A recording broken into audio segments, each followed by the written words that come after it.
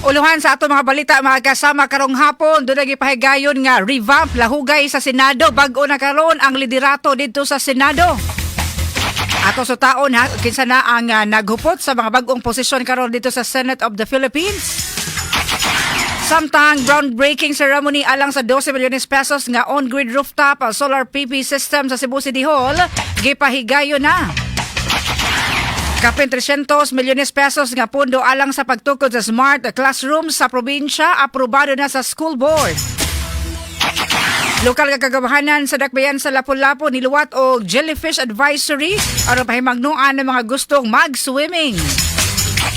Mga mga headlines dito sa kauluhan mga kasama na po'y bagong leadership sa Senado kuman na tawag nga quorum. Adunay quorum ang Senate session kaganina. Kuman na mutambong ang 12 ka mga miyembro sa Senado sa session karong adlaw. Nimosyon dayon og quorum si Senador Tito Soto III aron ibakante ang mga committee leadership positions.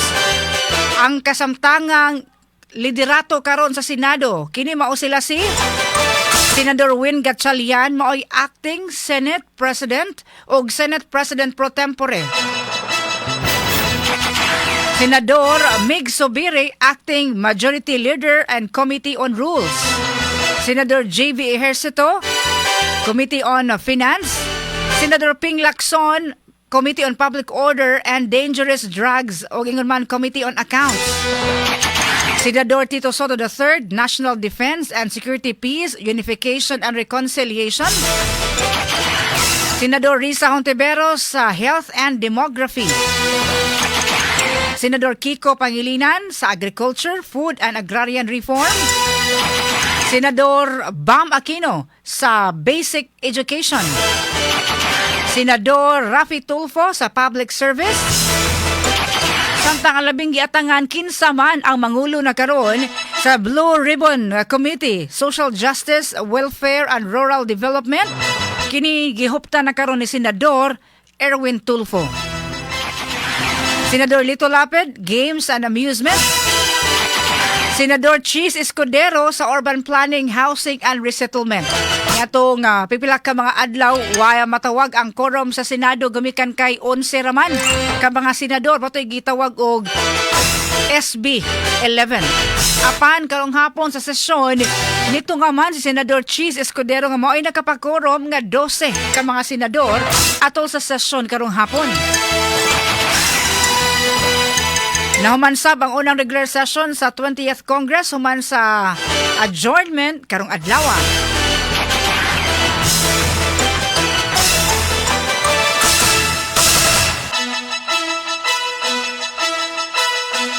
At oras alas 5:15 sa kahapon at apan, padayon ang investigasyon sa flood control project anomalies.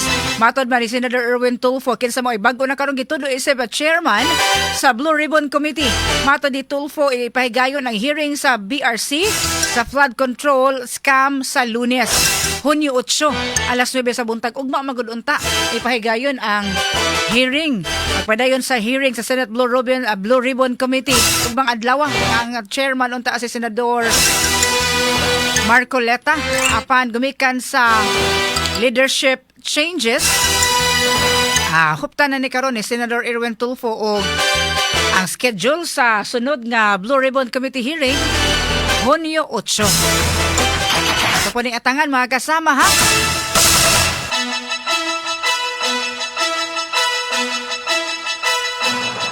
At oras alas 5:16 na sa kahaponon. Samtang aliuna ta sa Dakbayan sa Subo, mga balita gikan na diri sa ato agyud. Ang groundbreaking ceremony alang sa 12 milyones pesos nga on-grid rooftop facility or solar system sa Cebu City Hall, gipahigayon na. Kasama mo sa Balita Radio Man, Eli Bolonos. DYHP Tatak RMN Report. Gipahigayon na ang groundbreaking ceremony alang sa 12 milyones pesos nga on-grid rooftop solar PV system sa Cebu City Hall. Partikular na sa Legislative o Executive Annex buildings niini. Alang kang Mayor Nestor Archival, ang maong proyekto dili lang pag-instalar og solar panel sa duha ka buildings sa kagamanan sa Dakbayan. Kini gingong usa-usab ka investment alang sa cleaner, greener ug mas efficient nga kaugmaon sa syudad. Pinagi sa nasgutang renewable energy, gipaabot ni Archival nga makarakidaw taon niya si government sa konsumo sa kuryente. Kani nga itong solar panels ibutang makasita o 500,000 a month. Kaya nga itong bayranan karon 1.5 million na. Pero ang sa ako lang, isa 300,000, kunya i-multiply na nimo o 12, 3.6 million na itong masave sa usa ka tuig. Diba? Ibutang ka lang. Tungkol kay seeking ng dagog, itong masave is 300,000. Times 12, that's 3.6 million. Ang atong gasto is about 12. So within the next 3 years, mamaway na nato. Si Mayor Nestor Archival nilugang ang mayor nga madaginot unya ka pundo sa mga proyekto i-instalar gihapon sa kagamanan sa Dakbayan og solar system sa laing mga building niini. Kasama mo sa Cebu City Hall. Kini ang inyong radyo man, Eli Balanos, DYHP, Tatak RMN. Duha ka mga USJR graduates nag-top notcher sa 2026 Certified Public Account Licensure Examination. Congratulations! Kasama mo sa Balita Radio Man, Remart Pugoy. DYHP RMN Report. Yes, kasama nga Radyoman Aidan nagtap notcher ang duha ka mga Subuanon sa Certified Public Accountants Licensure Examination nga gipagawas sa Professional Regulation Commission kon PRC kagabi kasamang Aida. Top 4 sa naasing board examination si Blas Miguel Villacampa Escaro gikan sa University of San Carlos Recoletos kon USJR. University of San Jose Recoletos kon USJR human kini nakakuha og passing rate nga 90.67%. Samtang ranked 10 sab sa mga Aida si Joan Alaya Mukoy Karalim Diliman gikan gihapon sa USJR human nakakuha og 89.33% nga passing rate. So far sa mga Aida kini ang duha ka mga Subuanon nga nagtap notcher sa licensure examination sa CPA unya puros ni sila mga taga USJR. Kasama mo sa balita kaning Radyoman Remart Pugoy DYHP Tatak RMN. Boulevard, Cebu City Boy na Cebu Gospel Church, Cebu Doctors Building, ug ingon man sa ADM Building di asa Kansaga. Lunes ngadto sa Sabado alas 8 sa buntag ngadto sa alas 5 sa kahaponon. Life extension, vitamin D3 for longer life. Kung ikaw nakasnate ka og mga respiratory problem o gaban pa nga mga problema labi na sa daling pagka-menos, pagkahuyang sa mga resistensya. Ay mapagawaan ni ha. Inom gyud. Duha nga to sa duha ka soft gel, usa nga to sa duha ka soft gel matag adlaw. Life extension, vitamin D3. At oras sila 5:23, kapin 300 milyones pesos nga pundo alang sa pagtukod og smart classroom sa probinsya aprobado na sa school board.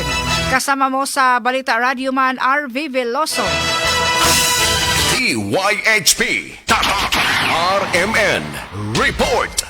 Aron masugdan ang pagpanday sa dugang mga classrooms ug pagpanindot sa mga pasilidad sa matunghaan sa probinsya sa Sugbo, giaprobahan sa Cebu Provincial School Board ang moabot sa 367.9 milyones ka pesos nga supplemental budget alang sa 2026. Pinaagi sa Special Education Fund, ang dugang pondo mao'y moabag sa pagpadayon sa education initiatives, kalakip niini ang province-wide school feeding program, pagdugang og smart classrooms, mobile learning facilities ug uban pa. Ang 100 milyones ka pesos sa maong pondo mo igahin sa feeding program, samtang lain usab nga 100 milyones ka pesos mo gamiton alang sa pag-construct sa dugang classrooms. Gipebaw sa Kapitolyo nga ang kagamhanan nakig-alayon na sa Provincial Nutrition Action Officer aron mo develop og implementation strategy alang sa feeding program aron nga dili na kini madugang pa sa giingong kahasol sa mga magtutudlo og ginikanan. Samtang gidugang usab sa gobernador nga kabahin sa pondo sa pagpanday sa classrooms ang 700 milyones ka pesos gikan sa nilabay nga pondo. Sa nasayran, ang lukob 51 ka mga lokalidad ang makadawat og tagsa nga smart classroom building nga dunay 4 ka mga classrooms ug 2 ka ground floor nga maka-accommodate og 40 ka mga tinun-an.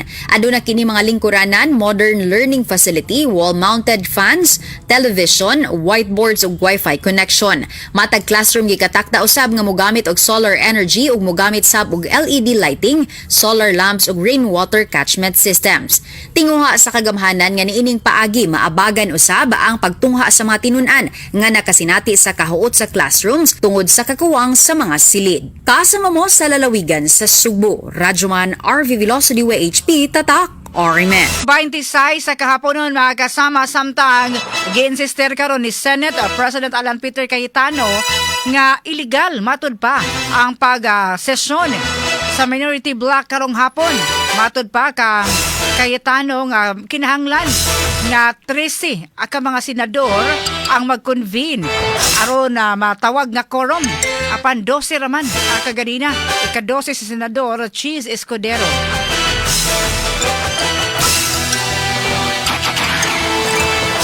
At oras sila 5:27, mga wildlife species na gihimong attraction sa usa ka resort sa lungsod sa Medellin. Way permit gikan sa gobyerno ang gipang-rescue sa mga sakop sa Criminal Investigation and Detection Group and Dawi City Field Unit uban ang Department of Environment and Natural Resources asa man kaning dapita DS Medellin. Kasama mo sa Balita Radio Man, Arnold Bustamante. DYHP Tatak RMN Report. Malampuson nga na-rescue sa mga sakop sa Criminal Investigation and Detection Group Mandawi City Field Unit uban sa mga representante sa Department of Environment and Natural Resources 7 ug Medellin Municipal Police Station ang mga wildlife species nga gibuhi sa usa ka resort nga nahimutang sa sitio Tambo, Barangay Kawit sa lungsod sa Medellin, probinsya sa Sugbo. Ang mao nga resort nakalapas kini sa Section 27 Paragraph F Republic Act 9147 kun Wildlife Resources Conservation and Protection Act of 2001 subay sa pagbuhi sa mga ihalas nga mga hayop sama sa langgam ug uban pa kawalay pagtugot sa nasunong kagamhanan. Gikustorya sa CIDG ug DNR7 ang manager sa mga resort nga si Marilyn Ongkwan, 55 anyos, taga Apple Mango Drive, Junior, Estrada Street, Tituan, Zamboanga City. Ang mga na-rescue nga mga hayop naglangkob sa duha ka mga blue napa parrots, usa ka Brabini kite, usa ka black palm kakatu, usa ka Catalina Macau, usa ka green wing Macau, usa ka blue and gold Macau, upat ka African spurred tortoises, usa ka African grey parrot ug tulo ka Electos parrots nga gibanabana nga mobalon ang tanan sa 3.5 milyones ka pesos. Una na nga nakadawat og report ang kapulisan nga dunay usa ka resort sa Medellin nga giganlan og Acropora Resort nga nagbuhi kini nga mga wildlife species nga walay permit gikan sa ahensya sa gobyerno. Tungod nini ilang gisusi og gipaubos sa validation ang mga report uban sa DNR7 ug tuod man sa ilang pag-abot ilang nakita nga tinuod ang reklamo nga ilang nanawata. Nakita usab nila ang mga kahayupan sa masalanggam ug mga tortoises nga gipangsulod sa tangkal nga gihimong atraksyon sa mga customer sa sulod sa compound sa resort.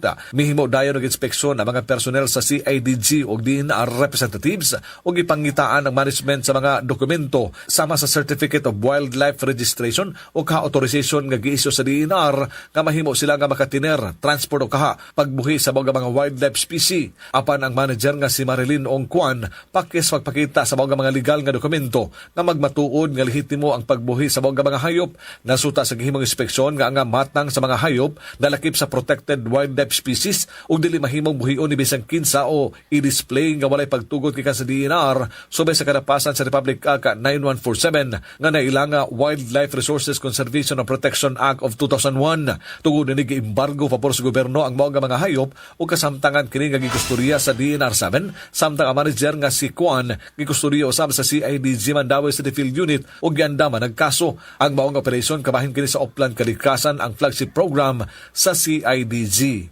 Kasama mo sa CIDG 7 ang yung radyo man Arlo Samantiri YHP Tatak RMN. Radyo mo nationwide. DYHP una sa lahat. Traffic up. Ato kanong sutaon ato kadalanan diri sa Dakbayan sa Subog sa uban pa nga report gikan ni Josephos Quijano Radyoman Jigyo.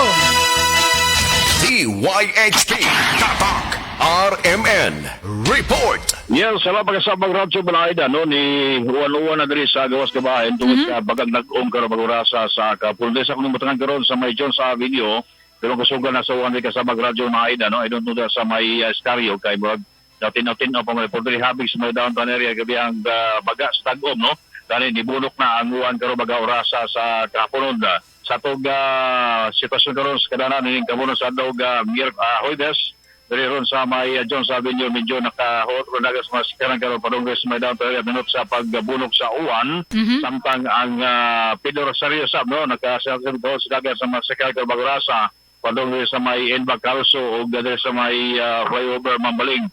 Ang 20 karon ang Mago Avenue burito heavy traffic padungres sa may General Slum Avenue. Kaya kay pasilo sa kamo nga ako na ko gamay no.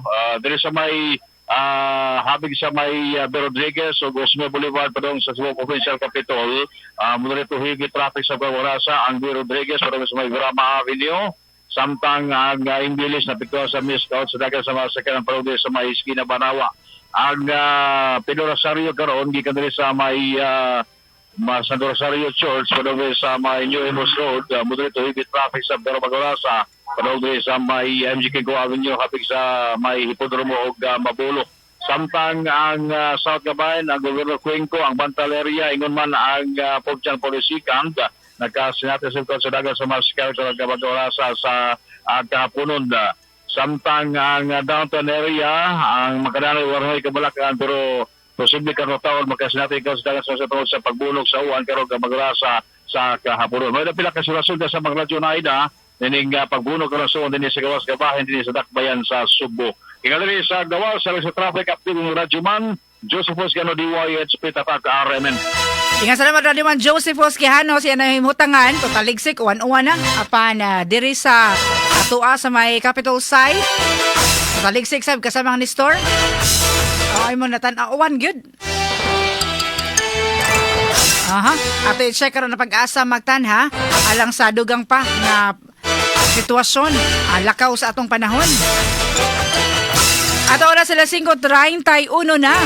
Lokal nga kagamahanan sa dakbayan sa Lapu-Lapu ni Luwat o Jellyfish Advisory aron pahimangnuan ng mga gustong mag-swimming. Importante kaayo ni nga aware ang publiko labi na kung diha maligo sa Lapu-Lapu kay mamay pinakaduol nato. Galing naata diri sa dakbayan sa Sugbo, Mandawi or diha mismo sa Lapu-Lapu. Lumikan sa mga sighting sa mga jellyfish or bukya. Atong i-check kasama mo sa Balita Radio Man Ken Galanea.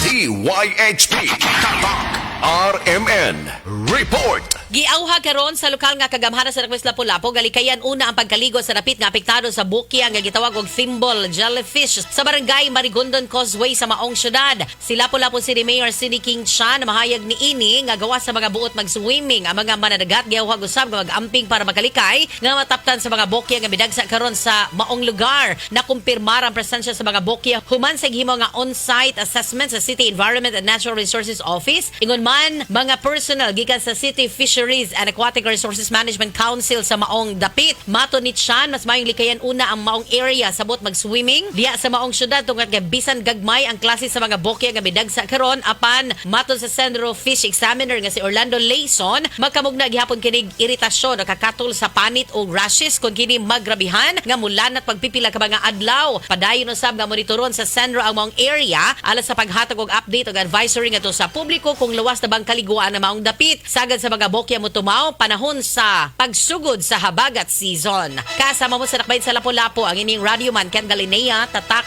Arimen. Radyo mo Nationwide. At oras sila 5:34 sa kahaponon. Ato nga balikan ato DYHP Answer to Win promo mga kasama atong pangutana kinsa man karon ang acting Senate President o Senate Pro Tempore no nga mo'y nihulit kang Senador Loren Ligarda mga kasama. Ang inyong tubag i-type lang sa comment section sa atong DYHP News Update program karong hapuna.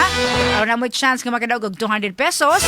Pag-like sad mo o pag-follow DYHP aron sa Facebook page ug Attorney Rufil Fernandez Banyok Facebook page. Kanay dunay blue check mark kilid sa iyahang apelyido. Tubag na mga kasama.